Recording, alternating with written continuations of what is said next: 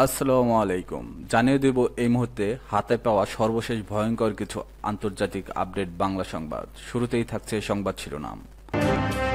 শুরুতেই জানিয়ে দেব, গাজায় অবিলম্বে নিঃশর্ত যুদ্ধবিরতির আহ্বান জাতিসংঘের।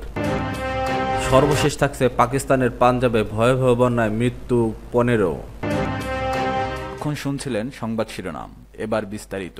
প্রিয় দর্শক, আপনি যদি এই চ্যানেলে নতুন হয়ে থাকেন, ভিডিওটি দেখতে দেখতে চ্যানেলটি সাবস্ক্রাইব করে আমাদের সাথেই থাকুন।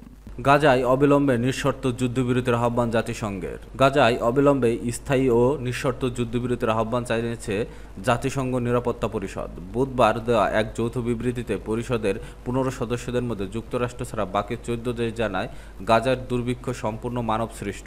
তারা সতর্ক করে বলেছে, যুদ্ধের অস্ত্র হিসেবে ক্ষুধাকে ব্যবহার করা আন্তর্জাতিক মানবাধিকার আইনে নিষিদ্ধ। বিবৃতিতে আরও বলা হয়, গাজার মানবিক সহায়তা বাড়াতে হবে এবং ইসরায়েলকে সব ধরনের বাধা তুলে নিতে হবে।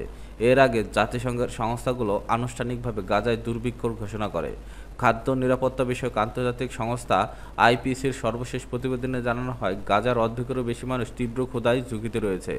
এর মধ্যে 5 লাখের বেশি মানুষ রয়েছে সবচেয়ে গুরুতর স্তরে, যাকে ফেজ 5 বলা হয়।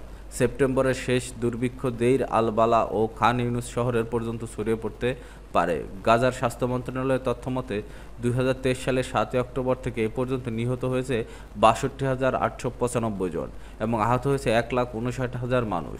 নিহতদের বেশিরভাগই নারী ও শিশু। শুধু গত 24 ঘন্টায় ইসরায়েলি হামলায় ত্রাণ কনভয় ও বিতরণ কেন্দ্রে অন্তত 18 জন নিহত এবং 106 জন আহত হয়েছে। পাকিস্তানের পাঞ্জাবে ভয়াবহ বন্যায় মৃত্যু 15। পাকিস্তানের পাঞ্জাব প্রদেশে ভয়াবহ বন্যায় অন্তত 15 জনের মৃত্যু হয়েছে।